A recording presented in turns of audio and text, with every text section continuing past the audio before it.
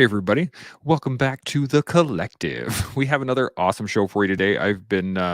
You asked me how I was making out just before I hit the button. And doing Hey, really, buddy. I've been talking to some really cool people that I'm excited to get on the show that are going to be coming on. That we're going to talk about some really interesting topics. And You know what I like? We've got two different games going, yep. but they're two different games that are the same game. And it looks like Mm, this. You get to do your fun, and I get to do my fun. You know, yeah. you're all out there hooking into cool people who have got interesting things to say and saying, "Hey, do you want to come and tell us interesting things?" But don't tell Shaun that you're coming on. And I get to hang out over here wondering, ooh, I wonder who the guest is. I wonder what Chance Burles has got up his sleeve today. So you get to do your game. I get to do my game. We're both doing a fun game. And by the way, when we combine the two, it's pretty cool. It is pretty cool. And we got Yuri. Perfect. Good Oh, timing, what's up, brother. Yuri? Hello, my friends. How are Good you? to see you. Excellent. I was just telling Shaun I was talking to a doctor earlier today, and it was kind of fascinating because I never thought I would be talking to the people that I'm talking to right now. In the last About time. 5 or 6 months, I've talked to some absolutely outstanding people that if you had asked me 2 years ago, "Hey, do you think you'd be hanging around with this certain crew of people or this particular group of people that you're talking to right now?" I would have laughed in your face. No, there's Yeah, no but that's way. the way life is supposed to work, man. Yeah. And, you know, it's not only is it supposed to work like that, everyone is supposed to be paying attention to that's how life works. Like Mhm. if they see you doing it, they should think, I can do it too. And you know, 2 years ago, whatever you had going on, do you know what's going on this moment? Self-crafted Mhm. moment. You created it. I mean, you stayed in the game. Here you are. You're in the game. Yeah. And guess what the game is? Maximum effort. You know, I never really understood maximum effort for a very long time. So the fact that I'm just getting it now is it's pretty awesome. The fact that I can get it at all now, which is excellent. But not Yeah, only man. that, I get to bring it to other people. I Yeah, get man. to show my kids how to do it. I get to show Yeah. other people's kids how to do it. Like it's such a gratifying feeling to be able to utilize and develop a certain skill set that you can then give to other people or Yeah. deliver Like the to other internet, people, maybe. like the internet, like people all over the world. It's pretty messed up. Before we go too far into it, Yuri, and Shaun, first off, Yuri, thanks for coming on again. Really excited to go on what Welcome. we're talking about here. But before we go into the topic, just got to make sure everybody likes, subscribes, hits the notification bell. And that way, anytime we go on, which is every day, you get a little notification in your email saying, "Hey, the collective's happening. You should be watching." And you should be. So, what we're going to get into today, you and I were chatting for a bit, and I realized that something we hadn't talked about yet in terms of martial arts was the overall capability. And it brought into Nice. a thought of I was talking with Ace after our last conversation, and I started the conversation of, what does it take to be a well-rounded fighter? What is it? What do you need to do? Do you study one style for years until you're really, really, really, really good at that one style? Or do you mix it up? You train a little bit here, you train a little bit here, you take pieces from this one and add it to this one and mingle it a little bit without any direct mastery of any one particular style. And then that led into, well, I mean, you could be an excellent boxer who can apply jujitsu, or you could be an excellent judoka and apply Kali. And then, like, where does the actual capability come from? Is it the one art that you can master? Is it the multiple arts that you can learn, or is it the ability to adapt and intermingle those things? Any thoughts? Sure. I'll maybe just start us off just to not set the stage or anything, but get some thoughts out there. And capability, just to get a tighter definition of capability, how I read it is if we're talking about the capability of fighting, the best way to establish what your capability is to fight, not to watch videos, Mm-hmm. not to read a book, not to buy a special white sash, silk sash, by the way. With turtle buttons. That stuff helps you. If you want to learn how to fight, fight. And I'm not talking about fighting in the street. I'm talking about fighting in a setting that is safe and professionally maintained and professionally directed so that you can learn how to fight. The first time that you fight, you know what you're going to learn? You don't know how to fight. And so through a bunch of fights, you'll figure out how to fight. So if the outcome is becoming a good fighter, there's only one way: start fighting. Now, to your second point on capability, I think that it's an important thing that you raised on experiential, broad-based understanding of martial arts. But martial arts aren't fighting, they're martial arts. Martial arts can be fighting. It depends on how you consider them. Maybe it's a hobby, maybe it's a sport, maybe it's an act of violence. However you wanna spin up the definition of what martial arts means to you will dictate your understanding or ability to execute in a capability manner of, are you a good scrapper or not? So for me, I've always thought of martial arts or the capability of fighting as such. More is better. The more I know, the better I am. The more I do, the better I am. The more I can expose myself to the weirdest fighting style in the world, I'll be able to take something away from it and become more capable because of it. So I've done a lot of different martial arts in a lot of different places. I've learned a lot of things.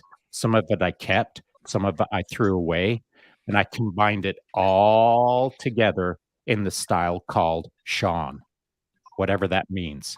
And it doesn't mean anything to anyone else other than me, unless, of course, there's a person standing in front of me who wants to test my capability. And then it means something to them in about a half a second. Very quickly. Yuri, any thoughts? Yep, of course. So first of all, I would to say like a regular scientific, you must talk about the terms style. We use word style to describe some type of martial arts or some type of fighting into martial arts. And this is two different things. First of all, I will ask, do you prepare videos, which I sent to you here? So Yep. now we can see first video about boxing types. For perspective, we can see that boxing is technically very simple martial arts. Only 3 strikes. I would say that normal regular man on one day could take all techniques from boxing. He can't use them properly, definitely, but it's very simple thing. But even in those so-called primitive martial art, we can see different styles.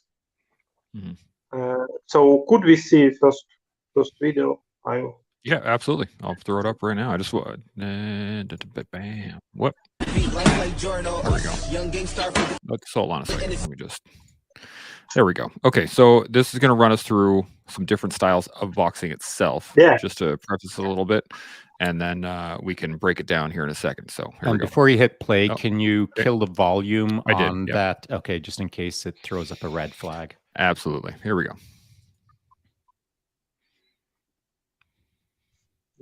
Go on.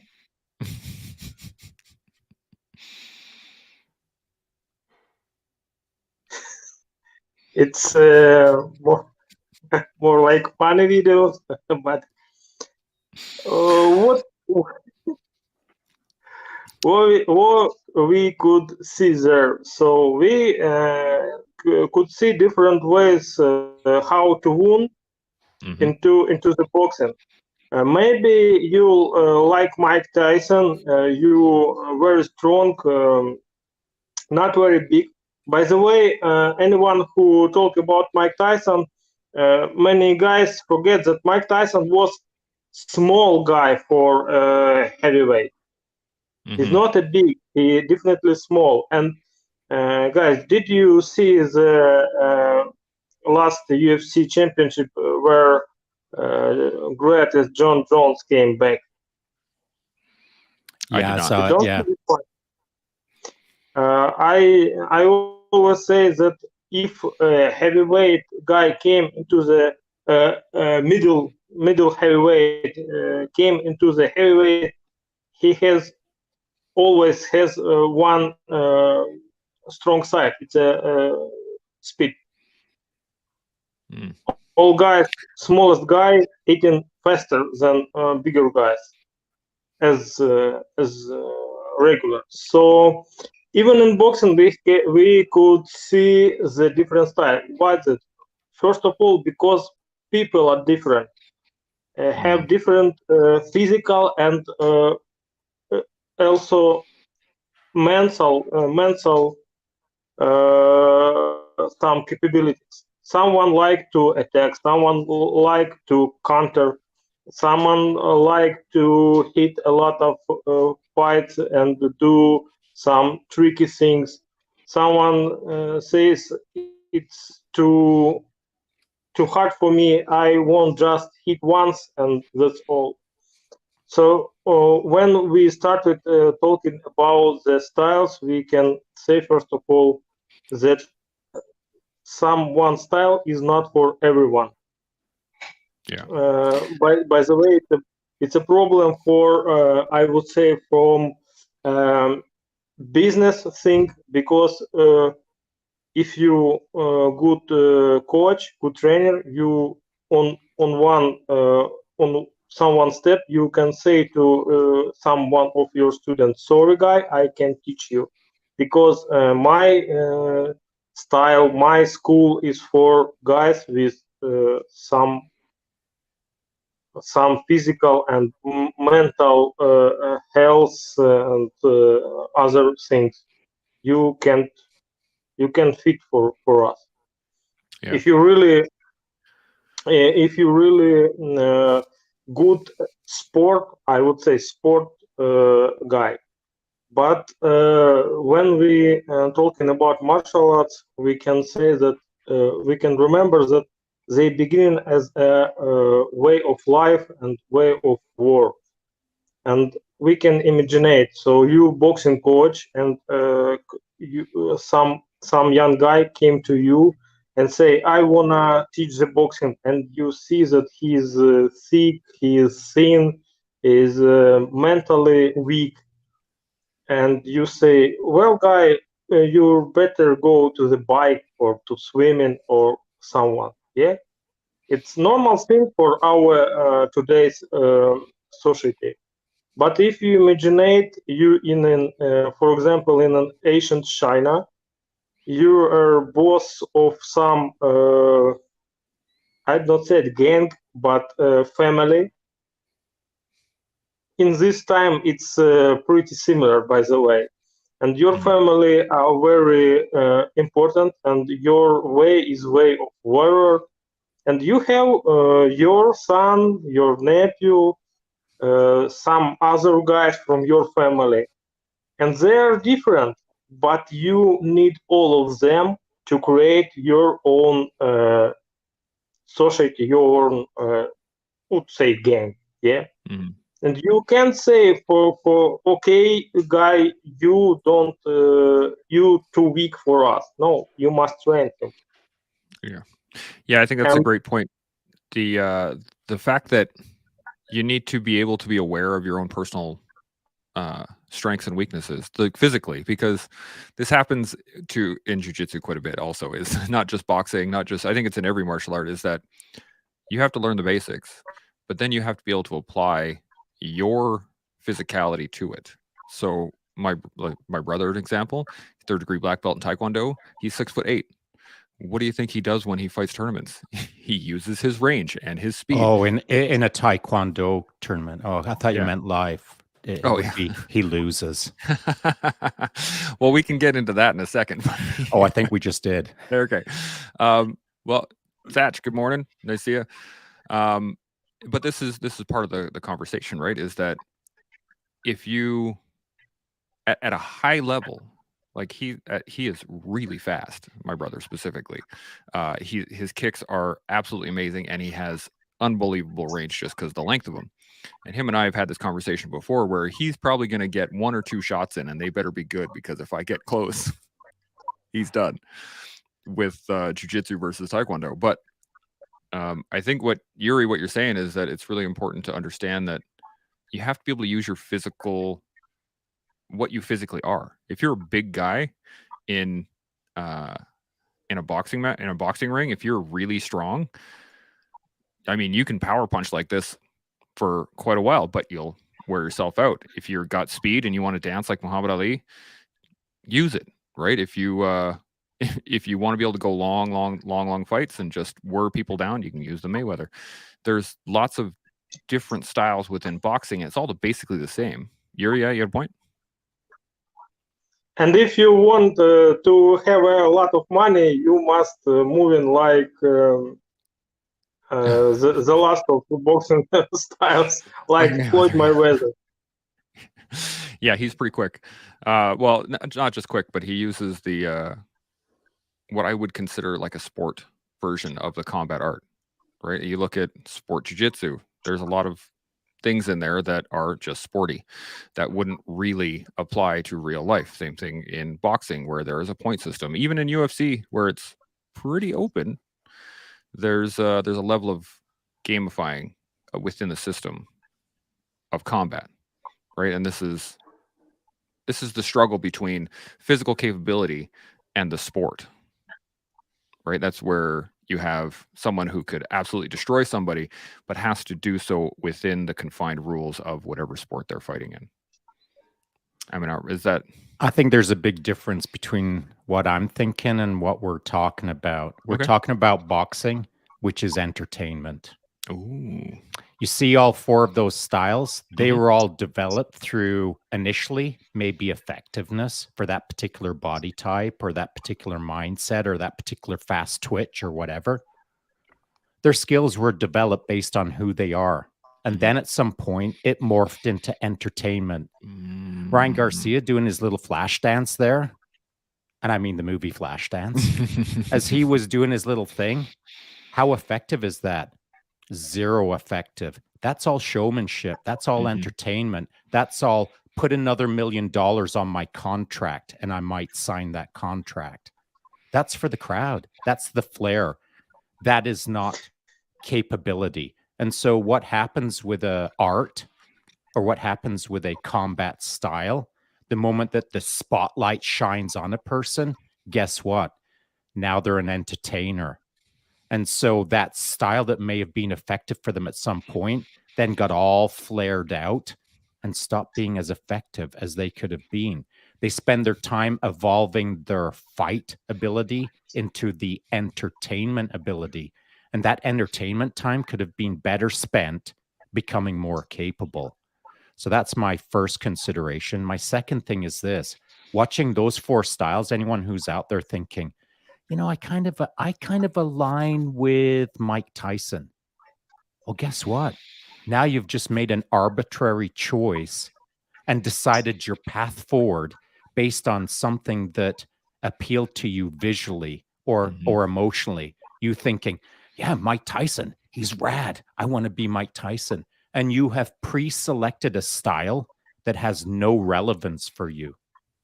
So my thought would be this: that if you're stepping into the game of boxing or jiu-jitsu or whatever, any freaking martial taekwondo, if you're stepping into taekwondo and you've identified someone who's the high kick flash master 9000 and you want to be that dude, well, you've already flawed your choice, your path forward.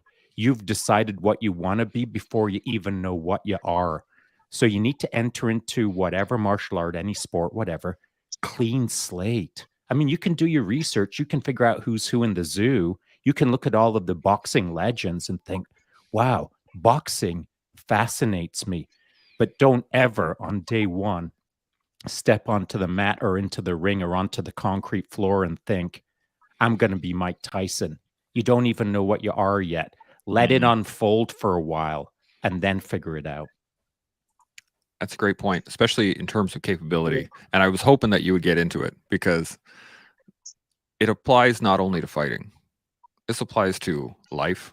It applies to learning. It applies to anything. If you are going into it with a preconceived notion of what it is you think is going to come out of the end of that, you're in for a bit of a world of hurt, at least in my mind, because you can't, you never know. You never know. You might see something cool and be like, oh, yeah, that's for me. I'm going to go try that. And then it just feels wrong the moment you get there. And then you're already in it. What do you do? Well, another aspect of it is, and I hadn't considered it until you just said that, it is actually your brother that made me think of it. And it's this. If you haven't been in the game long enough, like if you haven't fought enough, you probably think that you're a scrapper. Mm-hmm. And so I imagine your brother, I don't know what he looks like, but he's probably 12 feet tall. And when I look at him and I see him pull a stance, I already know his game. I already know what he's about. I already know what he's going to do before he knows what he's going to do, because I've already seen it time and time again. I know how he's wired. I know what he's going to rely on. I know that big, goofy, long kick is going to come my way. I'm going to scoop it up. I'm going to reap him down, and then I'm going to show him what's up. And so that's just the way it is. If you fought enough, you know what they're going to do. Yeah. First, I've told the story before. It's a hilarious story when that guy looked at me and said, "I'll meet you on top of the hill." And he showed up in his kung fu outfit with the white sash. You know, when that guy showed up and pulled his stance, I knew what I was going to do to him before he even knew what he was about. I smoked that guy right upside the head with a kick. Looked down at him. I've told the story before. I'm not going to tell the story. But before he showed up to that fight, he'd already defeated himself because he thought there was his way to fight. Yeah. I just fought enough that I knew that there was many ways to fight. And that's what I wanted to get into on this concept of capability, is that there are many ways, and that I don't think there's any one way. I think that there is your way, and that's about it. And I do love that story, Shaun. And I would love for you to tell it again because it was amazing. But yeah, maybe someday. Yeah, my favorite part was the fact that your girl didn't even get off your bike. So classic, man. Done so fast. I really wish a fighter jet would have flown across the background. Yeah. Right, it would have just been into the sunset. Kenny Loggins just start playing Danger Zone, and like it's on right there. Some fireworks. Yuri, you're gonna say something there? So back into your family hustles between brothers and capability. You know, what would we say? In Taekwondo, guy training the hits, yeah, training the kicks and punches, but they really don't care about effectiveness of these movements. So let's imagine it. We want to grapple with guy who with one punch can break our noses or any other bones. Do we feel comfortable with this guy? No, at all. And by the way, what we would see into UFC history. On first, it's my opinion. Maybe someone disagree. But what I see in first time in UFC was a lot of good grapplers, but not much good strikers. And even now we have more powerful grapplers into UFC. But if you watch another mixed martial arts platform like ONE FC, it's Singaporean, and there are many Thai boxers. This guy don't even trying to grapple because everyone here has a really good strikes. Yeah. So it's maybe it's game changing when your opponent became too dangerous for you to doing some wired, strange or not practical things, techniques or something else. Yeah. So capability, you for us, you you must don't forget about what you're doing and for what you're doing that thing. But second one, I want to say, when I train kids, uh, you know, if we take anyone fighter and get him to the real capable, they will do from 4 to 5 some techniques, not more. His main is brilliant techniques. But for any one of individual, it might be his own technicals, not technicals of his training, his friends, or technicals which he like to do.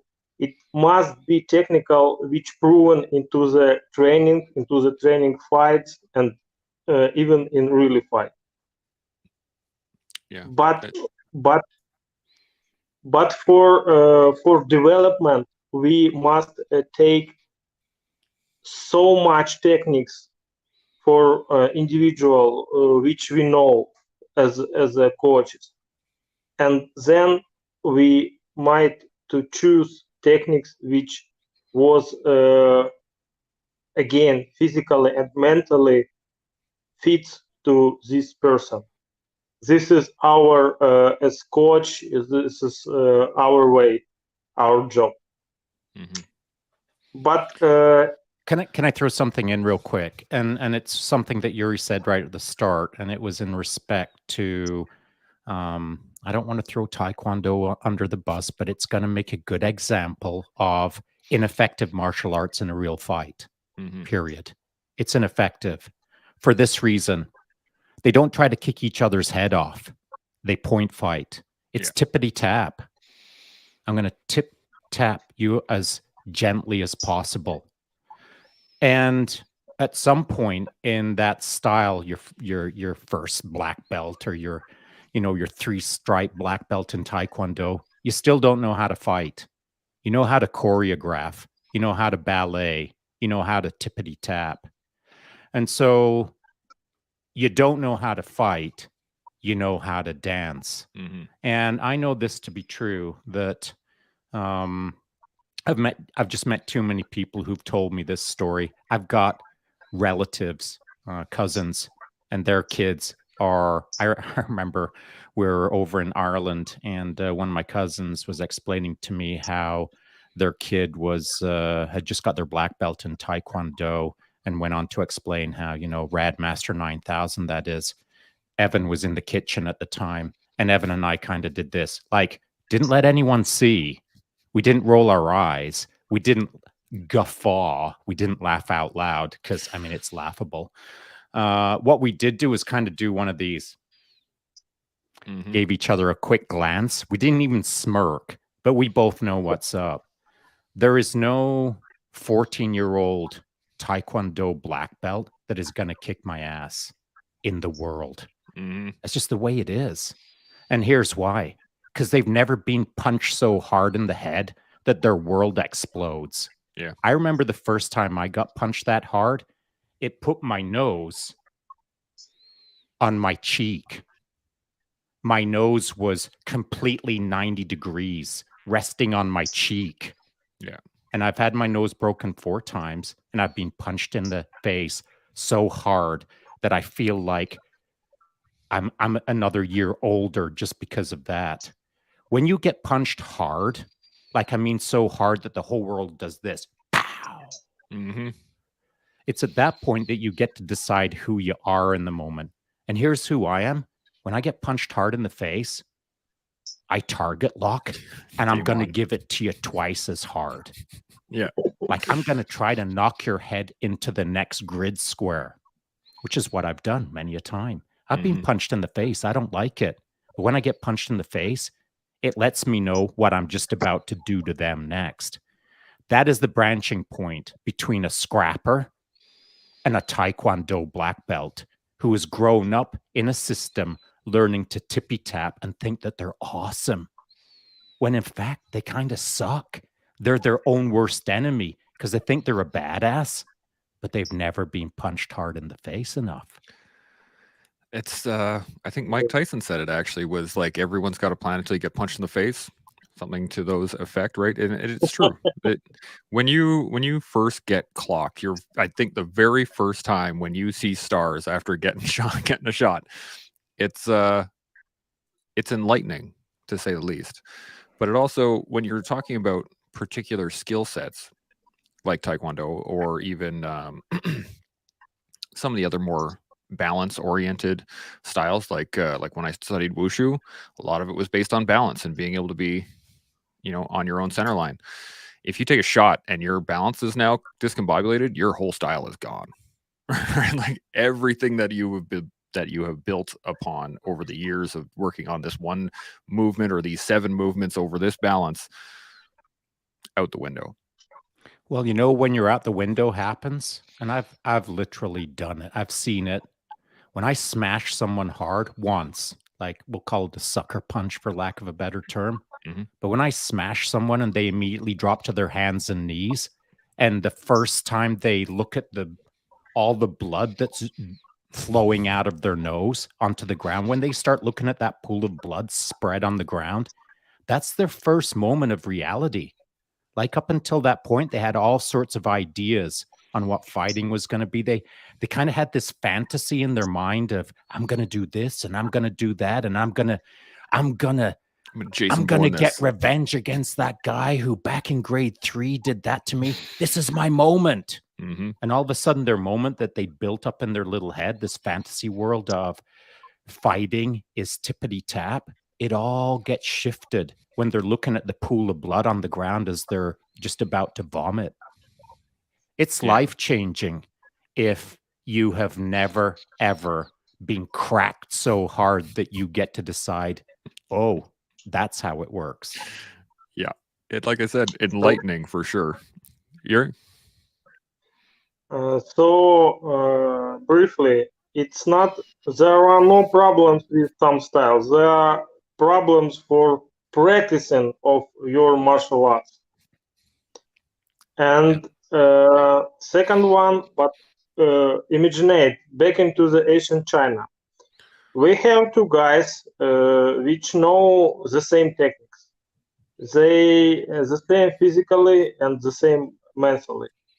We couldn't one if my opponent are the same for me. I couldn't one only by straight or by now some techniques or by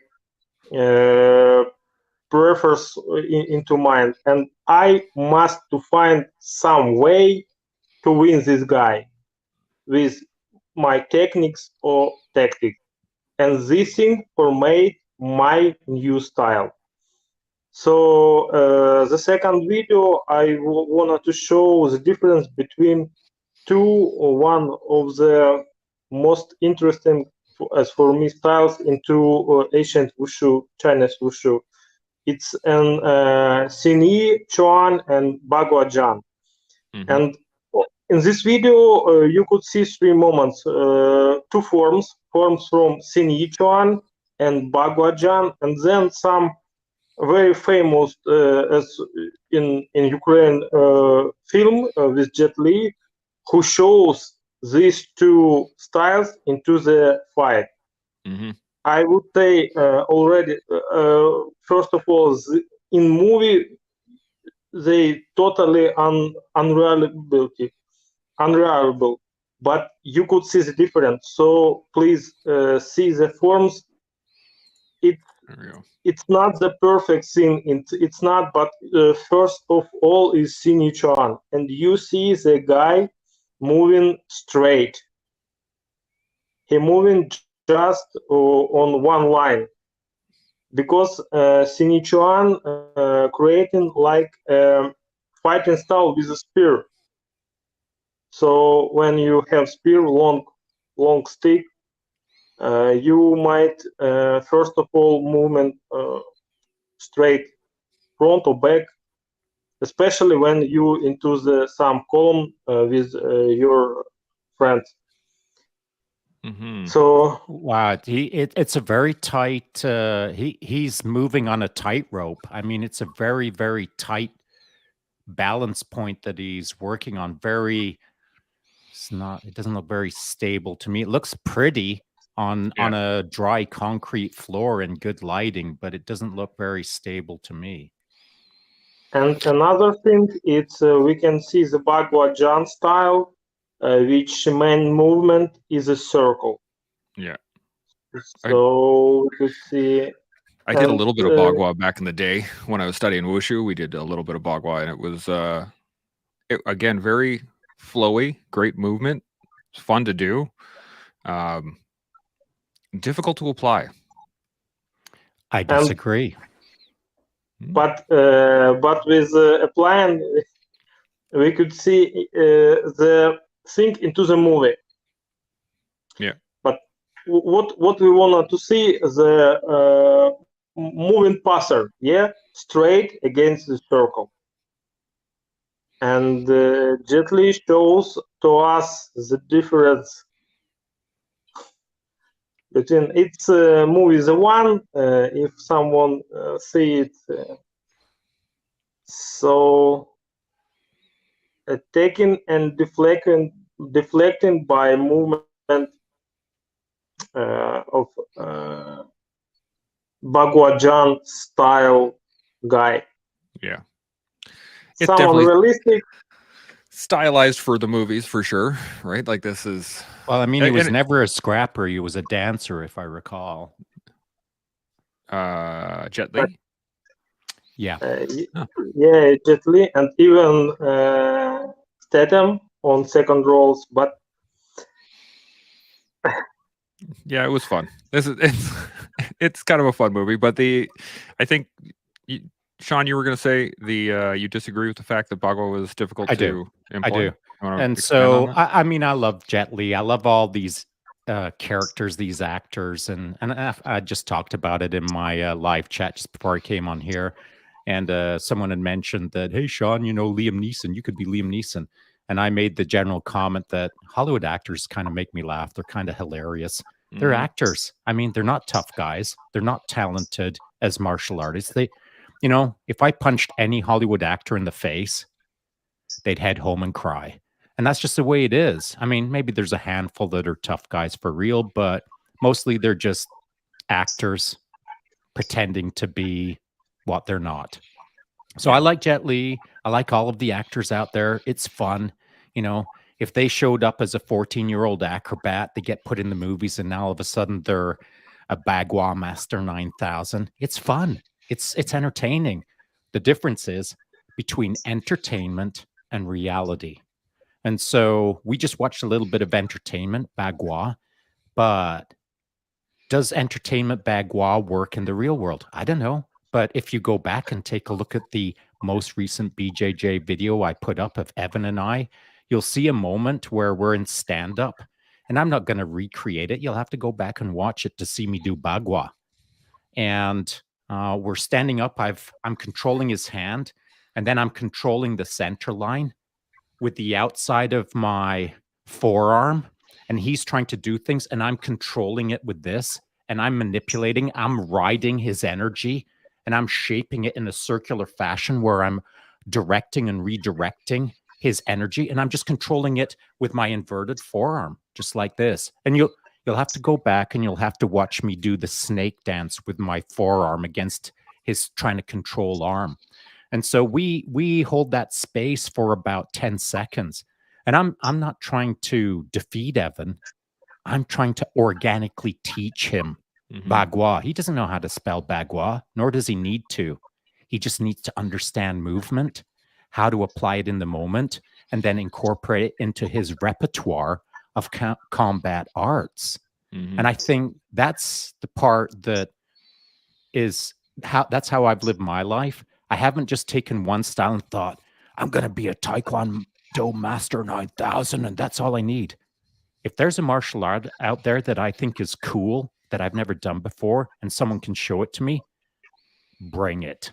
I'll love it. I'll absorb what I can absorb, and I'll get rid of what I don't need. And, as an old dude, I'm doing Bagua with my son on BJJ mats, and it works. But it's not about It's not about trying to demonstrate that Bagua is effective. It's about trying to demonstrate to my son that all of it is effective. You've just got to understand how to put it all together. And that takes time. You've got to understand the trends. You've got to understand the pattern. And once you understand the pattern of martial arts, which takes some time to understand as an observational person, many years perhaps, but once you understand how to move the pattern, it's kind of interesting. Yuri, at a point? First of all, about Liam Neeson, I think he definitely know about striking into the face because he was Belgium Jan's champion into boxing, so he knows. Yeah, he did some boxing. It's true. And I just don't think of him as a badass. I mean, that's all I'm saying. You know what I'm saying? And another, what we wanna to see in or what we would to see into this my example. First of all, we could say, oh well, Bagwajan is more effective than Sini Chuan. Now, we could see the using of flanking concepts against the straight hitting concepts. That's all. You could apply it into the wrestling. You could apply it into the striking.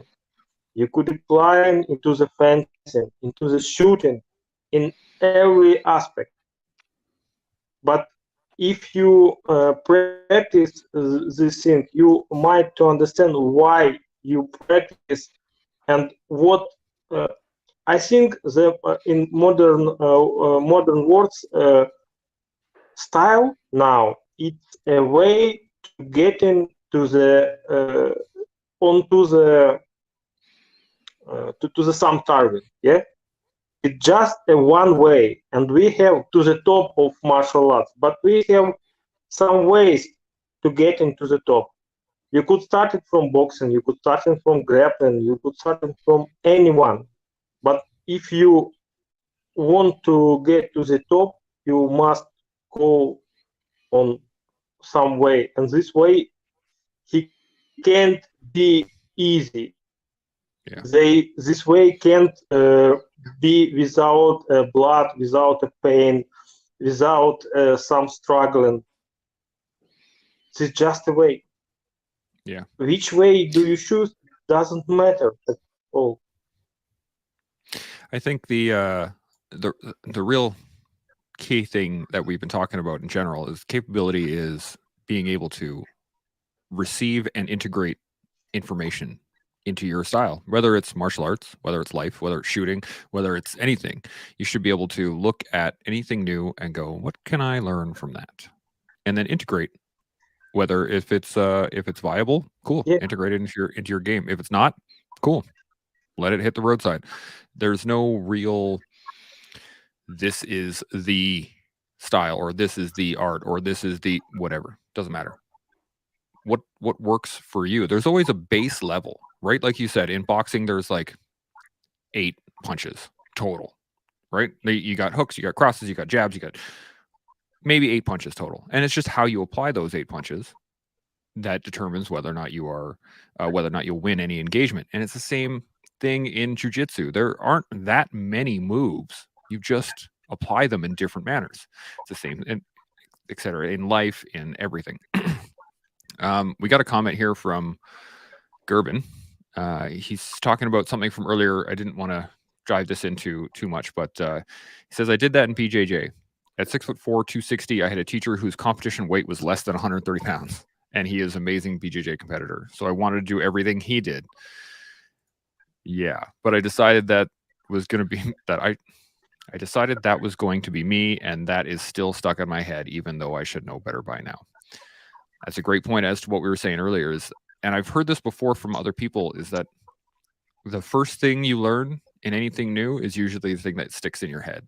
And and you have to either accept that that's what you're going to go after, or then it's almost like a training scar sometimes, where you have shooters that learn the Weaver stance initially, and then they had to relearn a new stance once the new evolution of shooting comes in, or when somebody goes into a different martial art and they're like, well, this is what I used to know, or this is what I trained in, or this is how I've done things.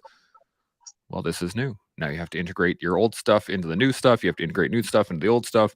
And it's a kind of a juggling act in my mind, but it's worth it. If you can really work it, you can become a very capable human being, physically, mentally, emotionally, martial arty, fighter, scrappy, whatever you want to talk about. But I think that's the way in my mind, is to be. There is another way. Oh, another way. It's called the next level way. Ooh. Levels to the Are game. you ready for it? I'm ready. Let's go to the next level. It's true though. I mean, it's a goofy title, the next level way, but it is kind of true to some degree, because what I think you're describing is looking at martial arts as a whole and turning them into a more comprehensive and interoperating style that works for you. So let's say, 5 martial arts, from stand up all the way to the mats. And those 5 martial arts seem to work for you, and you've cobbled them together and created them into your style, and it is now your way. And that's cool. That's what I've done, except it wasn't just 5 martial arts, it was many martial arts. Mhm. But I learned a whole bunch of combat styles, we'll call it, and turned them into Shaun's style, whatever that means. Here's the next level part. I then had to consider the holisticness of what I was trying to do. I wasn't trying to learn how to fight. I was trying to learn how to do it all. And do it all means how I move when I'm walking, how I'm holding a weapon, how I'm moving in the pitch black, when I bump into something, what I do. And it's not about stances, it's not about how you hold your pistol, it's not about a whole bunch of things that are specifics. It's about trying to find out how you incorporate your combat style into things like moving through a pitch black building with your weapons. Mm-hmm. And so I've always said this: how I shoot is how I fight. I shoot out of my fighting stance. I move out of my fighting stance. I shoot and move out of my fighting stance. Everything I do is out of my fighting stance. I don't need to worry about where my elbow is or this elbow is or which way I'm facing. Everything is done out of my martial arts. My balance, all of the things that I've learned over years and years and years and years, they all are folded into how I hold my weapon. And whether it's the weaver, or it's this or that, all of those conversations are kind of boring to me because there's so many ways that you can do things. But all of those ways have to work for you in conjunction with your martial art and with how you move and how you think. And so you've got to understand yourself at your core as to, are you Mike Tyson or are you Floyd Mayweather? You got to understand yourself. Mm-hmm. And then you've got to forget about the nonsense of Hollywood. You've got to forget about the nonsense of the spotlight. You've got to forget about the entertainment of, oh, now I'm doing this because it looks good on the camera. Forget all of that nonsense. Strip it right down to its bare essentials. And it's this: we're actually talking about how to become better at violence. So don't worry about all of the flary movements. Worry about how to get right with moving, hunting, hitting, however that works best for you. Yeah. Yuri, I'm going to get to you in a second here, but there's a comment here that basically Shaun answered already. This is the question to his answer. What ideas do you gents have to bridge the gap between entertainment and reality? Society needs symbols / Ubermenches to inspire us, but we're currently lacking an emphasis on solid fundamentals. And I think at least that's what your answer was getting to. Am I correct? I think generally speaking, and I mean, Tanya raises a good point, but she already knows the answer herself to some degree because she's been around it enough and she has seen who is doing it well and who isn't. She's educated enough that she understands the difference. But her question is fantastic because it's about bridging the gap. So she knows the two extremes, the delta between non-reality and reality. And that bridge, I think, is kind of critical. So, how to do that, I guess, if I was giving my authentic answer, it would be watch any good men or women on the mats, whether it's hitting a bag, doing jujitsu or whatever. Just watch good people doing authentic stuff that have some form of a background in how to hold a weapon, how to move in a dark building, how to blah, blah, blah, and holistically combine it together. The Liam Neesons of the world, they lead people down the wrong path. They believe that these kind of things that are in Hollywood that are being done are legit, and they're not. I mean, I'd cuff Liam Neeson upside the head with my open hand and then look at him on the ground and say, "Stop crying, bro." I mean, that's real world. That's not Hollywood world. And I don't know how to explain the difference between a hard crack up the head to wake someone up and the flashy cameras of Hollywood. It's a big gap, and I don't know how to bridge that gap through reality-based opinions. I don't know. Tanya does actually hit right back. Actually, I think Shaun may have already answered it. So I think what you were talking about was what she was getting at. Yuri, got any points? Yep. We have this problem not only in martial arts. We have this problem, and it's named like as cargo culture.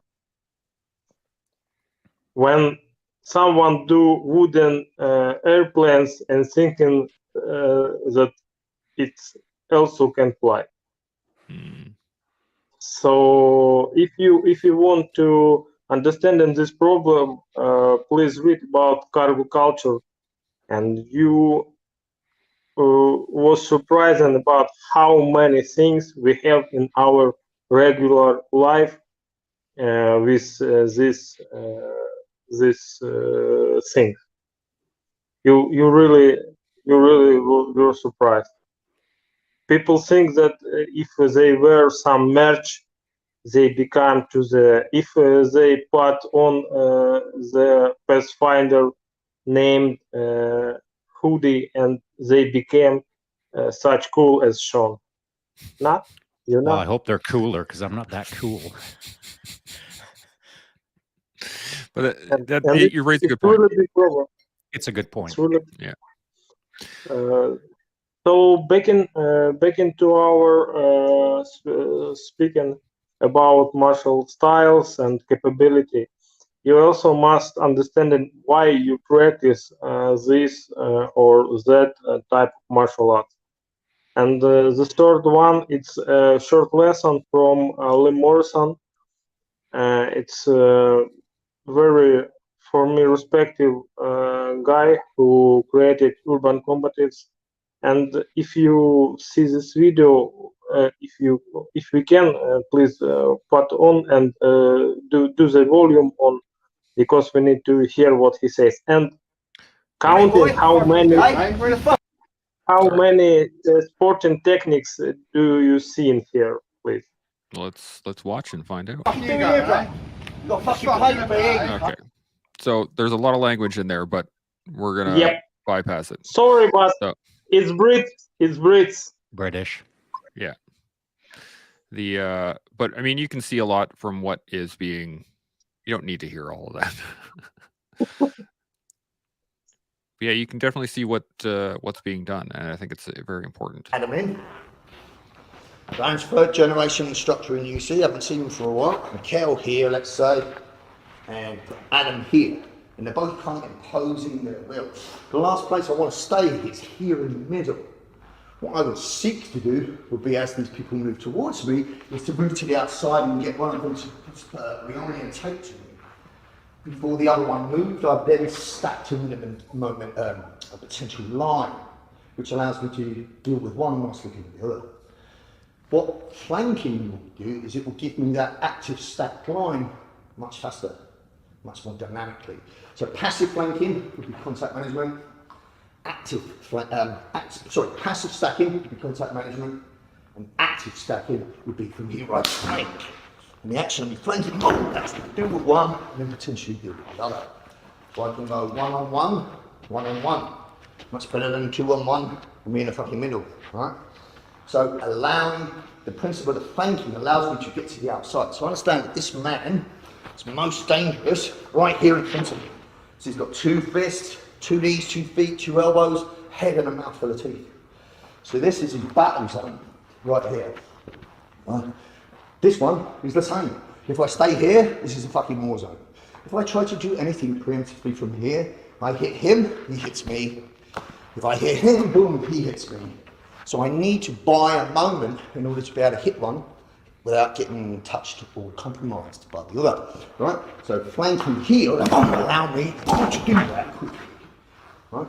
So, to recap quick, flanking will allow you to deal with potentially 2-on-1 multiple assailants. It's a good strategy to employ somebody who reaches for a weapon. It's a really good way to set up a rolling sucker punch preemptive strike. And it's really useful if somebody's peripheral vision is compromised by a hood or a crash helmet of some kind, because now you can use it as a synthetic alloy. Yeah, some great points. So Yeah, I have pretty good I common have a sense little stuff. question. In what sport and martial art do we need this lesson? Into grappling or into boxing or into taekwondo? The martial art called life. Life, yeah. Yep. I love the So, fact that the very first thing that he showed here, that I love this point, is that you run, right? yeah, There's no need to engage. Get out of there. That's what I love about that initial sequences. It's always like, oh, there's it wasn't very professional in the sense of you already know what he's doing before he does it, because I'm not going to say he's an amateur. I'm just going to say that he's not done it enough to not be all poker face about it. 2 seconds before he was doing what he was doing, you already knew what he was going to do, because he was already looking for his escape hatch. Yeah. And good movement though. It's good. Like, it's all good. It's all good. It's Yeah. all good stuff. It's common sense stuff. It's great, and it opens a conversation. But if anyone's got a keen eye, you'll see the devil's in the details, and there's a lot of errors going on here. Yeah, and you can get caught up in there. Somebody throws an arm out. You now can. You're stuck. There's in lots of stuff. Yeah. But it's conceptually, it's extremely important and it's relevant. Absolutely. Yuri, got any? Actually, we're just about at time here. Do you got any? Let's just wrap up. Any final thoughts on capability, on martial arts, for capability in life in general? Any thoughts? First of all, you need to understand what and why you practice. Second one, you need to love in what you practice. In any type of martial arts, there are some moment what you don't like. For me, I don't like to fight. I don't like to challenge. I don't like to take part into tournaments, but it's a part of martial arts.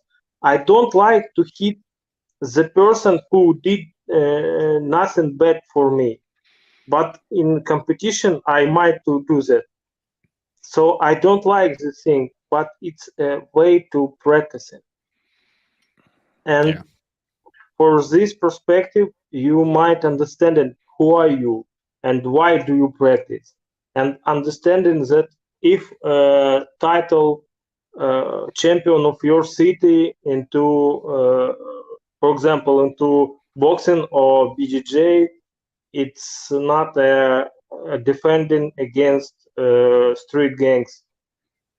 You might also through this you might also to have some other skills to see the problem, skills to evade the problems, skills to deal with multiple attackers or with weapon or and other these things. But if you thinking that if you practice Krav Maga without sparings, without some real punches placing on your face, you also not right. It's also wrong way. So your capability, and at least James Yeager says, I don't remember the right term, but he says that your capability to defend it is your problem at the last of your life. So you get some knowledge, and it's your problem to have capable to do the thing to saving your life and staying in life into the some capable. Yeah. Hey, your safety is your responsibility, 100%. Shaun, any final thoughts on capability before we shut her down? Yeah, your safety is your responsibility. Your direction is your responsibility. Absolutely. And so every day you should be looking forward as to how to do it better, how to become more holistically better at not only defending yourself, but defending those around you. And so I just, not to put too fine of a point on it, I just want to make this statement to make sure that it sank in out there in respect to your capability, your martial arts, whatever the case is. If you were raised up as a black belt taekwondo and that's all you've ever done, and you think that you're going to sort the world out, this is what it looks like. When you punch me in the face and my nose touches my cheek, that's the start of the fight for you. You're going to get it because you just woke me up and you've annoyed me. And now it's about to change for you. And so there's a lot of martial arts out there who think that their death touch, their one shot, their whatever, the magic kick that's going to make all of the problems go away. That doesn't work for certain people. You kick me and you've annoyed me, and now you're going to get it. And there's just people out there that are wired like that. So don't think for a moment that your magic bullet from your magic martial art is going to magically sort it all out. What you got to do is take whatever you know and get in with some scrappers. Go fight. Figure out how to fight by learning how to fight with other fighters in a professional setting, in a ring or on the mats or on a concrete floor where you're getting leadership, mentorship, guidance with other people who are in the game, not to point fight, but are in the game to learn their capability. Yeah, that's a great point. And I want to, the only thing I want to end this with is the fact that we started and we've continued to talk about capability throughout this whole conversation. But I didn't want to put too fine a point on it in that it only is in terms of your physical capability or your strength or your martial arts style or whatever you've been studying, that all of these concepts that we've been going over apply to life, to everything. If you want to be a day trader, well, hang out with day traders and that are on the floor every day working for the money. If you want to be a fighter, you hang out with fighters. If you want to be a world-class macrame artist, as Shaun likes to say, then you best hang out with those who do macrame. Everything, all of these things apply. And I think that as long as you keep the mindset that you can learn and build and grow, you will succeed. So Yuri, really appreciate you being on here again. This has been an awesome chat. You got a last thought? You got one more thought? Yeah. Okay. No time, real no quick. time. Yeah. We're 104. Real quick. You got like 30 seconds. Go. Well, I wanted to thanks to all you guys who watching us and supporting us into our war now. Thank you for all of you. We very appreciate for that. Thank you. I'm glad we took the time, even though we're over time, Chance Burrows. What the heck, Chance Burrows? Yeah, you Thanks know, for that, Yuri. This is, I need to do better. You know what? I need to do better. I need to work on my capability of time management, and I can, I will, and I am in this moment. So you are. We'll see y'all later. Chimo, everybody. Chimo.